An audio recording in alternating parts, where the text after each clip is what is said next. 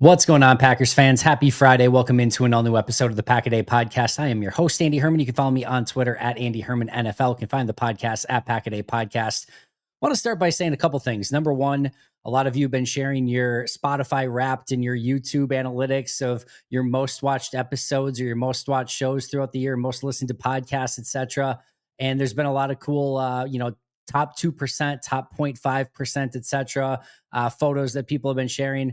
I just want to thank all of you, regardless of whether you're in the top 1% or if you're your first time here or anything else. Just really, really cool to see that. And it still blows my mind that Pack-A-Day has become this thing that so many people make as part of their daily routine. So thank you guys so much. Those are awesome pictures. Keep sending them because I love seeing them. And it's just really kind of cool to see, especially from all parts of the world too, which has been really, really awesome.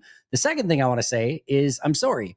It is Friday today. I don't know if you know this, but the Packers played last Thursday, which is over a week ago. And I'm just getting to grades today, which I understand is not the most conducive thing in the world. If I were being totally honest, if the game is done Thursday, I'd love to have grades to you by Saturday, like 2 days at most. Sometimes life doesn't exactly work that way. We had a couple big soccer tournaments this past weekend, and life has just been hectic this past week. So my apologies for that. The one thing I will tell you, I will promise you always, is I put a lot of time, effort, and energy into these grades. It's not something that I, just do for like, A, B's. You guys know I grade every player and every play. It's not the simplest thing in the world. It's very time conducive, or it's not time conducive. It's very time consuming, I should say.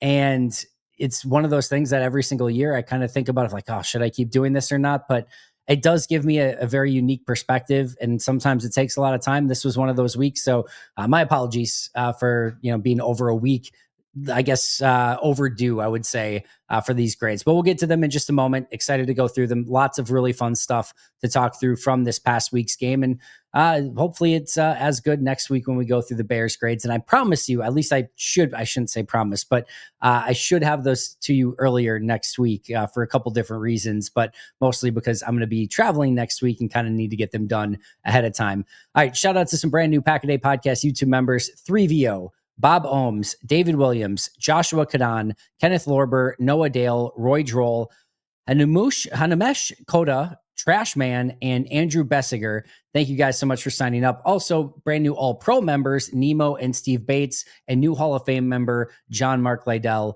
Thank you guys so much. You're the absolute best. Appreciate you. If you haven't checked out memberships yet, make sure to do so. We've got a couple things out there right now. Well, we've got the Aaron Nagler vid for this week, which is always awesome. And then if you are a member, you get videos early. And the Mike Wall video for previewing Packers Bears is out there already. That'll be available to everybody on Saturday afternoon. But members get those a little bit early. We had the members Q&A earlier this week. And it's always, just advantageous to get those videos usually early as well. So make sure to check out those memberships if you have not done so already. Also want to correct something that Justice and I went over yesterday. We talked about Jordan Riley, the new defensive tackle, and based on his accrued service, we looked at it and thought that he was going to be a restricted free agent after this year. He will actually be an exclusive rights free agent, which is a big difference. If he's restricted, it basically means that they decline the restricted tender and he would become an unrestricted free agent, and maybe Green Bay would bring him back. Maybe he'd go somewhere else, etc. But they have a lot less team control in that situation, unless he balls out and you want to just easily give him the restricted free agent tender, which is possible, but probably unlikely with this few games left. But when you're an exclusive rights free agent, it's no negotiation. It's a 1-year vet minimum contract for how many years you've been in the league. It's a no-brainer for Green Bay. It's non-guaranteed. So there's a good chance that if Riley performs well at the end of this year, they will very clearly bring him back on that exclusive rights free agent deal. So that's good news there for the Packers. Also, speaking of good news, Jordan Love nominated for the Walter Payton Man of the Year Award. Cool honor for Jordan. There's 32 nominees, so he's got a ways to go to actually win that award, but I couldn't think of anybody better on the Packers that's more deserving. And listen, Jordan's been awesome on the field. He's been awesome off the field. I said this a couple weeks ago. If you're not all the way on board with Jordan and him being the franchise quarterback, and if you're not all in and super excited about it, I don't know why. I'm very much struggling to understand why that would be. He is, and maybe in a week or two, or maybe as a 3 interception game or something, you're like, this is why, Andy. he's going to have bad games. I understand that. Like, he hasn't really had like any brutal games this year. I think he's been outstanding on the field. His interception rate is insanely low. His touchdown rate is good. He's third currently, at least last I checked, in MVP voting. He's been unbelievable. He's been fantastic coming off a really amazing game that we're about to talk about against Detroit this past week. And off the field, by all accounts, consummate professional. Matt LaFleur again said this week that his parents raised him the right way, that this is exactly what you get with Jordan Love. I understand coming off of Brett Favre and Aaron Rodgers, right? That's a tough act to follow. Jordan's doing it. He's absolutely doing it, and he's doing it in a classy way. He's doing it in a stand-up way, again, by all accounts. And this is just another example of that. Kudos to him for being nominated. Hopefully he can win it. That'd be even better. But again, awesome to have him with what he's doing in all facets as a franchise quarterback in Green Bay at this moment. I went through the full injury report on the Carmen Vitale episode yesterday. So if you haven't checked that out yet, you can check that out. I'll also go through it on Saturday and Sunday as well when we get the final injury report and when we preview the game. But just one quick one that I think is going to be really interesting for Green Bay is that slot corner position. Javon Bullard did not practice on Thursday. That's very noteworthy. He has been a real key piece for this defense. Nate Hobbs did practice, but was limited again. I'm interested to see what happens. If Bullard is ready to go, he's just going to play. I don't think there's any question about that. He's going to be the nickel. If he's not and Hobbs is ready, I would expect we'd get a pretty big dose of Nate Hobbs in this game and his opportunity to kind of reintroduce himself, and hopefully some of the injury stuff's behind him. And hopefully he can maybe do better playing in the slot than maybe he did at that outside corner position. But that's a possibility there. If neither of them can go, then it gets interesting. Do you put Kamal Haddon on the outside and then put Nixon back in the slot? So Valentine, Haddon, and then Nixon in the slot. I think that there would be versions of that, but I bet it would be more on obvious passing situations. I wouldn't be stunned if it was Zane Anderson. I wouldn't be stunned if it was Katano Ladapo.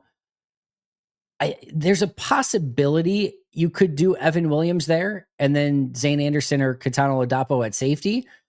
But I don't think you want to move Evan away from safety with how well he's playing there. So that would be probably the more surprising one. Could he do it? I think so, but I don't think that's the way that you want to use him just because he's been so great at safety. So options there. Again, hopefully Bullard can go. If Bullard can, I guess it's Hobbs. If Hobbs can't, then you have more of a conundrum of what you want to do in that situation. But even then, Green Bay does have some options. But either way, that slot position one, really to keep an eye on as we get the injury report, the final injury report on Friday with those designations of questionable, doubtful, or out. Hopefully we get some good news, and hopefully Bullard practices on Friday to maybe give us a little bit more hope that maybe he could go against Chicago. Meanwhile, for the Bears, Rome Odunze is the big one to keep an eye on for them. He did not practice for a second consecutive day, and if they lose him, that is a big piece of their offense. He's been really good. It feels like he and Caleb are kind of getting that connection, and if they don't have him, that's a big loss. So keep an eye on those. The slot position for Green Bay, Rome Odunze for Chicago. Meanwhile, Thursday Night Football, Lions beat the Cowboys.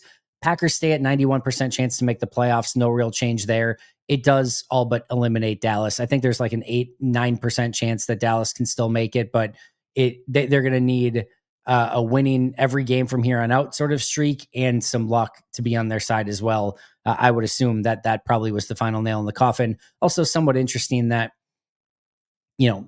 that Jahmyr Gibbs Detroit rushing attack, pretty good day against Dallas. I know they really wanted to, upgrade that run defense so much so that they traded away Micah Parsons and brought in Quinnen Williams and Kenny Clark and anything they could to really shore up that run defense. It did not work. It did not work. And guess what? The one with Micah Parsons this past week did a lot better against Jahmyr Gibbs than the one without Micah Parsons. Shocking. I know.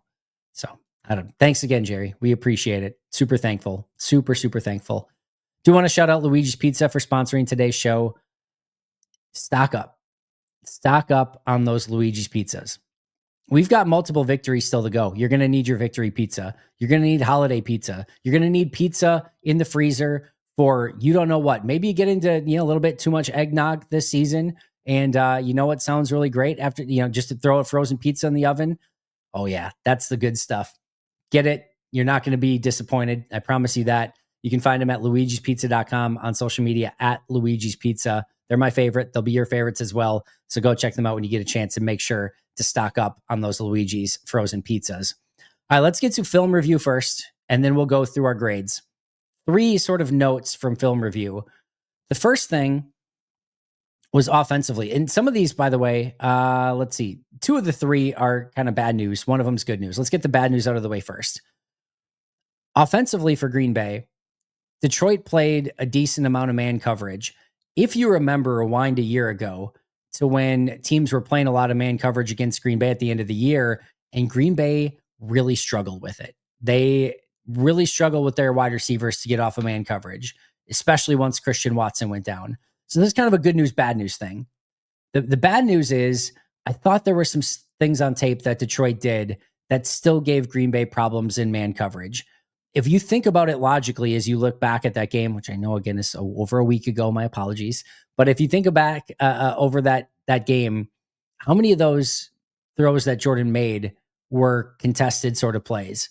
Think of the Dontavian Wicks catch at the end of the game, the Dontavian Wicks touchdown. Think of some of those plays with Christian Watson where they were bang, bang, were they drops, were they incomplete, were they broken up?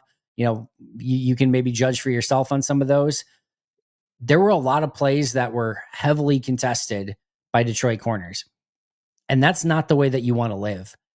So it's interesting in the fact that the soft zone coverage is giving Green Bay more problems than I think the man coverage has. I don't think you're necessarily afraid with the man coverage, but that did show some signs of like, I would like to see that a little bit more crisp. I'd like to see receivers getting off of coverage a little bit more and not having to live in the world where you're going up for these contested catches and making plays. The good news is I do think Christian Watson is a huge difference maker here, because if he's one-on-one and you're going man coverage, he just feels open. Now, Watson's got to come up with some of those plays. This past week, he had a couple that I thought he could have come up with that he didn't, but we also saw the deep play down the field. And if he gets those opportunities, you can throw it to him. The beautiful ball by Jordan, and the beautiful thing about that throw is he throws that and the corner is the closest to the ball at the time, meaning the corner's got to step on Watson. And in the blink of an eye, Christian Watson erases that. And by the time he catches it, Watson's got legit separation. So Watson to me is the big differentiator when it comes to man coverage, although Wicks was really good in this game as well. But I did have a little bit as I was watching this of like, their receivers still need to work on that a little bit more, just to give Jordan some more clean throwing lanes where it doesn't have to be quite as contested. The second thing on my notes is the defensive tackles. Devontae Wyatt's out for the year. Obviously, I knew that going into my film review.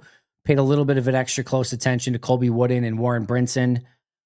I thought Brinson and Wooden, as you're going to find out in a moment, were both on my lowest graded defensive players, my bottom 3 for this week.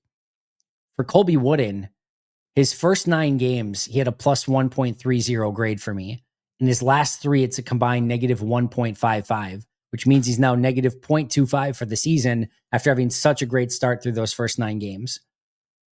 It does feel to me like there's a little bit of signs of slowing down for Colby Wooden after he has not played this type of role in the past. He's been like the number 5 defensive tackle, and now he's the number 1. He's the number 1 defensive tackle for Green Bay. Kenny Clark is gone. Devontae Wyatt's out for the year. Carl Brooks, Warren Brinson, Nasir Stackhouse are not it. Colby Wooden is your current number 1 defensive tackle on the team. He got blown off the ball on a few different occasions in that game against Detroit. And it's worth noting that Detroit's interior right now isn't very good. That gives me some cause for concern. Devontae Wyatt, I thought, was good in this game. We'll talk about him as well. But as Mike Wall said, like, he's been playing some good football. I thought this week much better than maybe the previous weeks, but that's going to be a loss. It's going to be a loss. And now it's up to Warren Brinson, Colby Wooden, Carl Brooks, Nasir Stackhouse, especially those 4, to step up in a pretty significant way. Maybe Jordan Riley can help a little bit as well, but just a little bit nervous after watching the tape this past week to see, especially Colby Wooden, just again, for kind of the 3rd consecutive week, just be like, this isn't quite as good as it was earlier in the season. Last but not least, I said I had some good news as well. This is also kind of like a good news. Yeah, it's in between. I don't know why exactly, and I don't know how to define this. The offensive line is still a major work in progress. It's not perfect. We're going to talk about Belton having some struggles in this game in just a moment as well. But with Sean Ryan at center and Anthony Belton at right guard these last 2 weeks, even though there's still things that really need to get cleaned up and some technique work that could really still be done, it just feels better. And I can't quite put my finger on why. Because if you look at some of the grades in Belton and things like that, it's still not going great. But it has a tangible feel to it of the run game just feels a little bit better. The protection just feels a little bit better. And it's not always. There were a lot of pressures from Detroit in this game. There were a lot of pressures from Minnesota as well. Like it's still a problem. It's still a problem. They still need to clean some stuff up. But I don't know. Maybe it's just a feel thing. I don't know. But I feel better about this offensive line the way they've played the last couple of weeks. Lots to clean up. So I still think they can get a lot better. But there's just a feel to it that feels a little bit more sturdy. I think the extra size inside with Anthony Belton, kind of what Mike Wall was talking about earlier this week, I really do think makes a difference for this Packers offensive line. All right, it is time. Let's jump to the grades. We'll start on offense, top 3 on offense. Top 2 are not going to surprise you at all. Jordan Love plus 3.60 grade. And by the way, that's after at least one pretty bad grade on the throw to Bo Melton, and another one right after that where I thought he missed Christian Watson as well. The Melton one's always interesting because if he just gets sacked, right? If he doesn't step up and maneuver the pocket, which he did in a beautiful way, if he just gets sacked, the missed throw to Melton never happens. And the only reason the missed throw to Melton happens is because he did such a great job of maneuvering the pocket and putting himself in that position. So he did the heavy lifting to get to that spot and to make something happen, and then he missed a wide open Bo Melton for a touchdown. So it is just this interesting dynamic of if he doesn't do the great job of avoiding pressure and moving up and getting outside of the pocket, we're never grading that as a negative. He just gets sacked and it's down over, and there's probably much less of a negative on that play. But instead, he does a great job of maneuvering everything, finding his way out, and seeing Bo Melton, and unfortunately just missing him. Still a negative, but it is kind of an interesting concept to talk about. And then again, he missed that crosser right after. It's not a great start for Jordan. And then he decided to basically be perfect the rest of the day. I mean, just throw after throw after throw. The Wicks touchdown, the Wicks third down conversion where he just placed it right on him, right over the corner. The Romeo Doubs touchdown on 4th down. The Wicks play to end the game. The bomb to Christian Watson. Some of those laser pinpoint out routes that are like have to be exact, and he threw them exactly, including one to Watson on a key 3rd down. The seam ball to Dontavian Wicks. Just over and over and over. And I've talked about this for a while. For a quarterback, if you really eliminate the mistakes, meaning like the turnovers, and if you're accurate, which again, he had a couple early that he'd like to have back, but for the rest of the day, he really was. And you're throwing touchdowns and some accurate balls down the field, you're going to end up with a pretty good grade. That was certainly Jordan in this game. I love the way he's taking care of the football. I love the way that he's throwing the ball. And guess what? Again, I said this earlier this week. I don't want to hear about the throwing off the back foot anymore. He's been phenomenal throwing off his back foot. So he's earned that right, in my opinion. Do I wish sometimes he'd step up maybe a little bit more? Sure. He did to the Christian Watson bomb down the field. That helped. Another place he wasn't able to step up because of the offensive line, which is worth noting as well. Hey friends, I'm incredibly excited to tell you that today's show is presented by Mint Mobile. Now, what a lot of you may not know is that I was actually in the wireless industry for over a decade. And because of that, a lot of friends and family members will come up to me and say, Andy, what wireless service do you recommend? My answer is the same every single time. It's always Mint Mobile. I know a lot of you are probably in a similar situation right now that I was before I found Mint Mobile. I was frustrated with the bill. I was frustrated with the customer service. I was frustrated with the plan I was on. The whole thing just seemed annoying. And that was until I found the simplicity of Mint Mobile. Here's what you're going to get with Mint. Number one, you're going to get premium wireless without a premium price tag. Number two, you're going to get coverage on the nation's largest 5G network. Number three, you get to choose your own data plan. None of this one size fits all. You get to choose the plan that fits best for you. Number four, switching is beyond simple. I understand the hesitation and trepidation that may go into switch.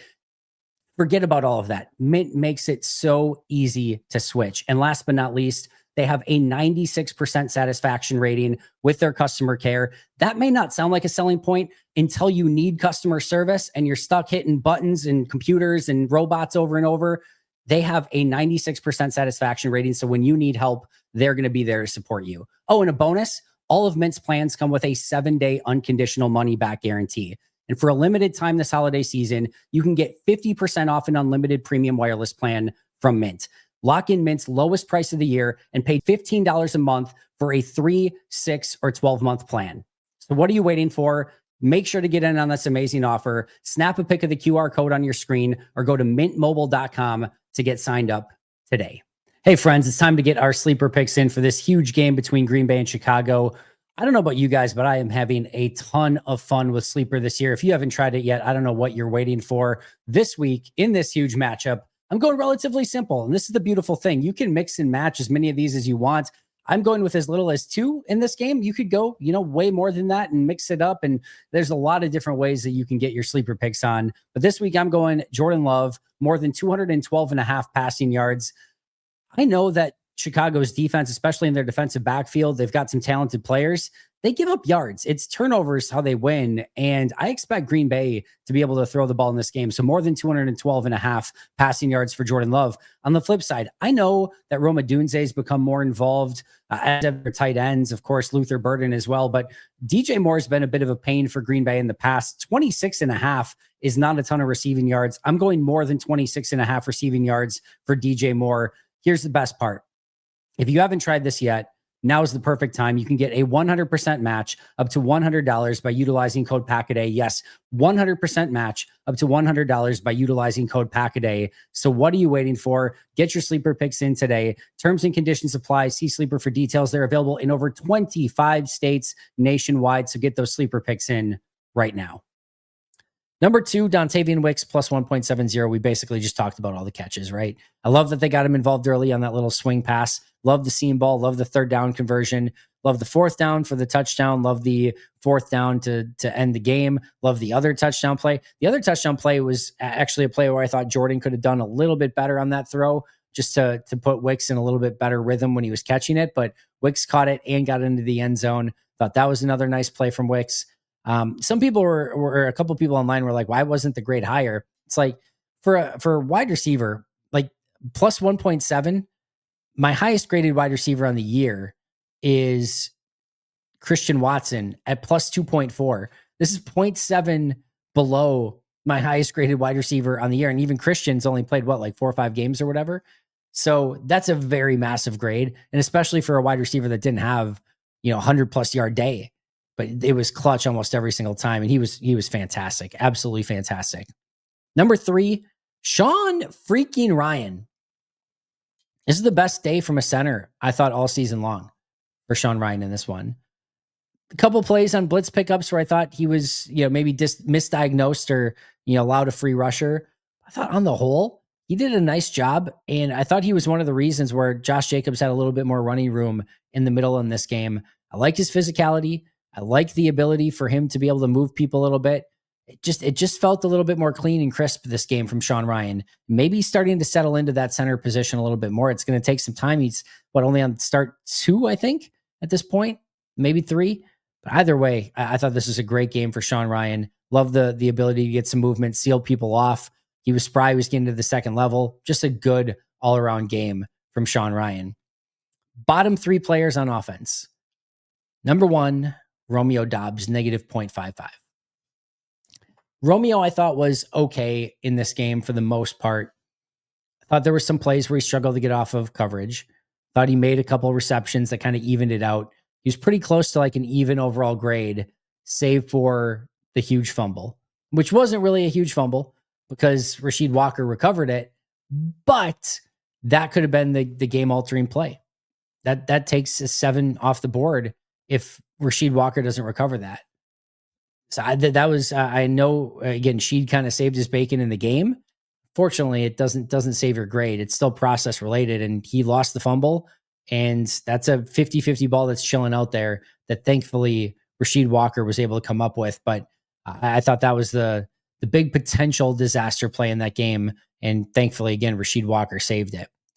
Second up is Anthony Belton, negative 0.45. Second time in 2 weeks that he's been on my lowest graded player list. Kind of like I said a week ago, I don't really care. This is, well, I care in the fact that I wish they had like a plus 2.0 guy there or something, right? Like that'd be better. I just think he's young. He's inexperienced. Dusty Evely did a good little film, little breakdown on. I think he did on both Blue Sky and Twitter, but I think for sure it's on Twitter. You can go check that out. But he mentioned he'd like to see Belton play a little bit more nasty. I agree with that as well. You can tell he's just a little bit of a deer in headlights right now. There's still some things that are flying fast out there. But man, I like his size. I like his overall physicality. I like his demeanor. Could he be maybe even a little bit more mean? Sure. But as he learns what he can do in the NFL with that body type, that strength, that movement ability, he's going to be fun to watch. He's going to be fun to develop. And even though the grade's not great, I do think that this is the right direction for Green Bay. Third one is Darian Kennard, negative 0.2.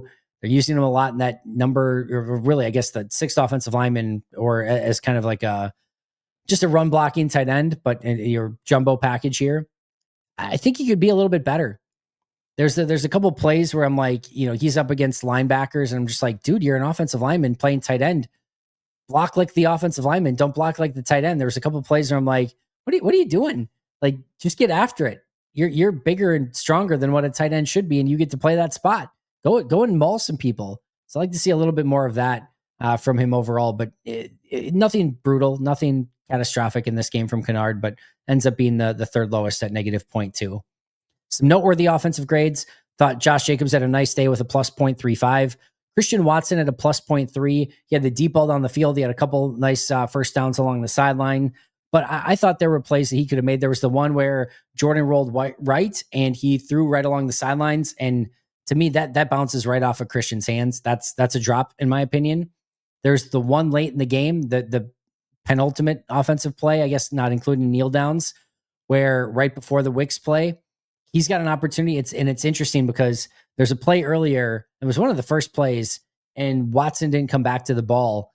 And Brady kind of called him out. It's like, yeah, your receiver needs to come back to the ball in that situation. I thought on that second to last play, Watson kind of did the same thing. He kind of stopped, didn't continue to come back to the ball. It allowed the defender to get in there. I still kind of thought that was more of a drop as well. There were a couple plays too where Watson could have had a block in the run game and didn't. Thought he could have got off of coverage a little bit better, but he has a huge touchdown on the field and some huge, third down conversions as well. It's still a positive, no question, but maybe not quite the positive that you'd have expected given the huge play down the field. That was such a monster play in that game. The tight end trio, Musgrave, Wiley, and Fitzpatrick had a combined plus 0.3. Workable. Like just seeing them overall in the positive. I think Musgrave had a couple blocks in this game that were some of the better ones that he's shown in his career so far. So maybe a little bit of improvement in the blocking game for Luke Musgrave. Aaron Banks, I thought had another really nice day. Plus 0.5, just missed that cut for top three players in this one. But he continues to be much better these last few weeks. Matt LaFleur, I think it was LaFleur, said that he's really kind of settled into that role post-injury. I couldn't agree more. I think he's playing really good football right now. You're starting to see the offensive lineman that Green Bay was hoping for, maybe not quite to that level, but at least closer when they signed him to that big contract. Next up, Rasheed Walker. I thought Walker had a really tough game to open this one.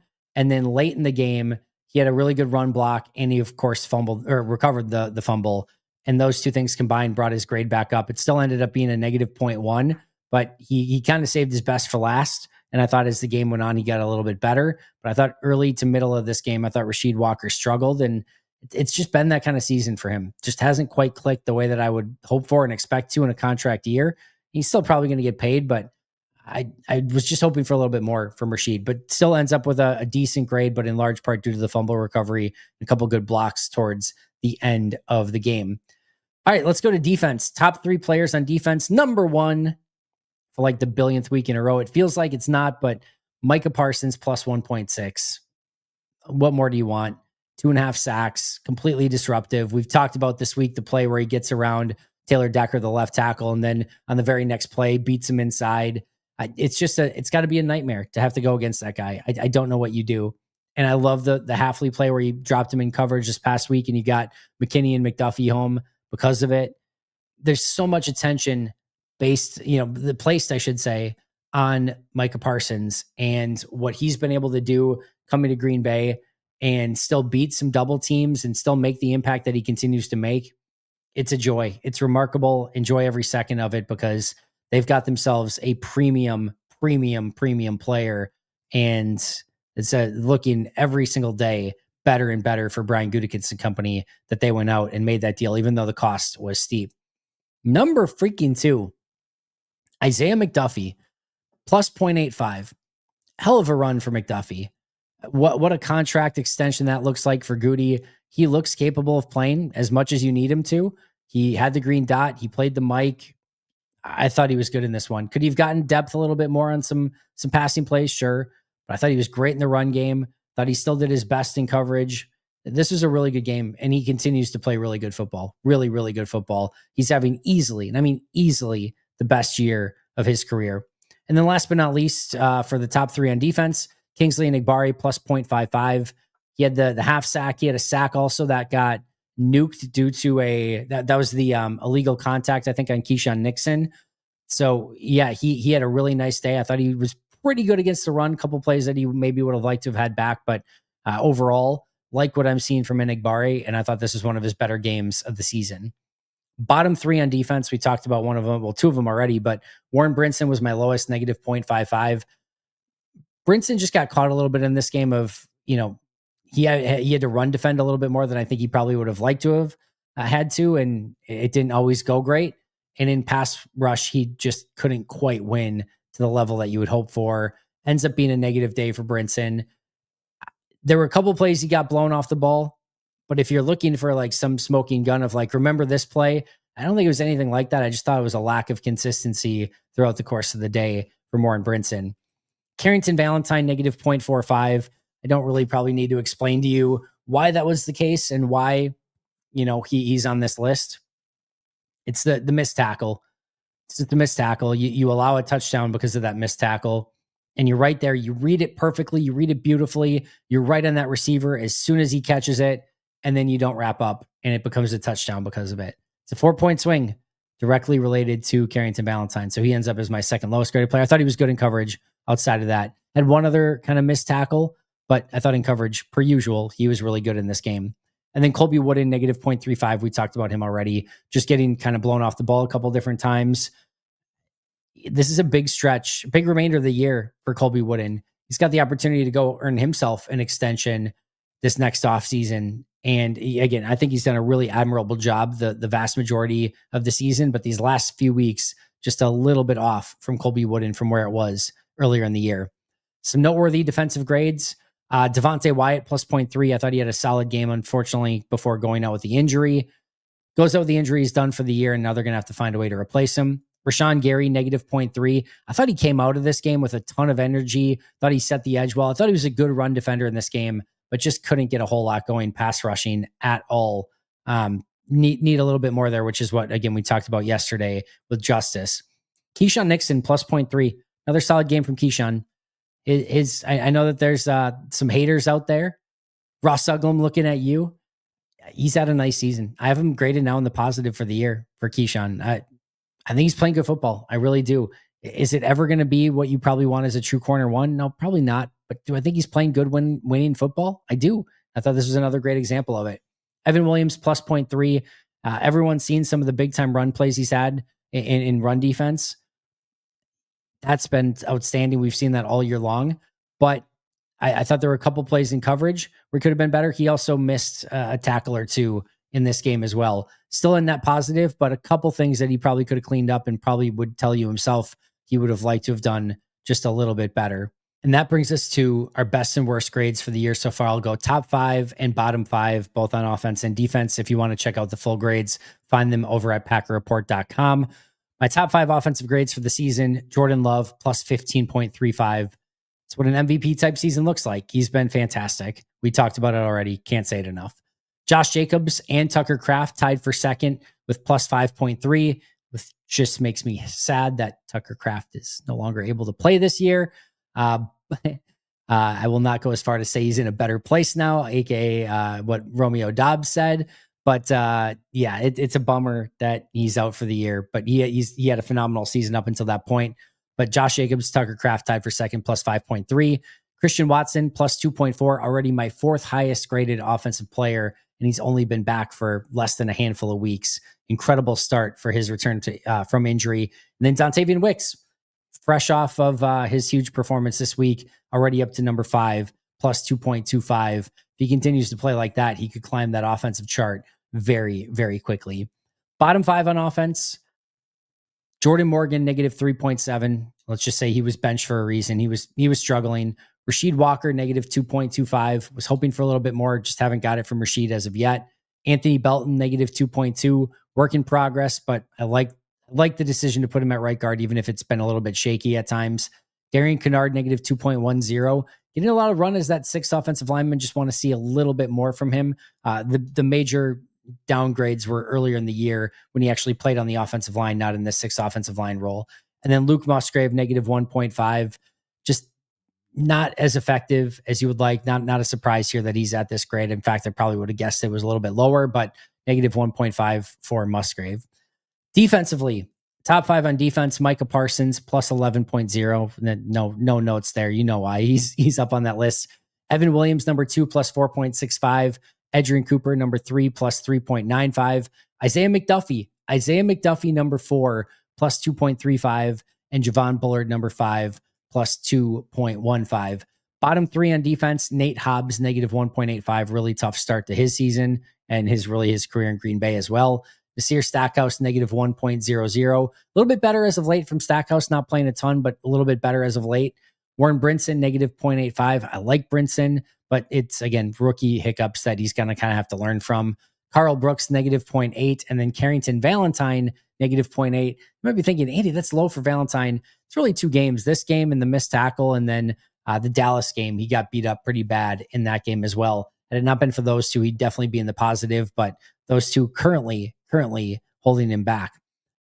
Just to recap it, top and bottom players for this week. Top 3 on offense were Jordan Love, Dontavian Wicks, and Sean Ryan. Bottom 3 on offense, Romeo Doubs, Anthony Belton, and Darian Kennard.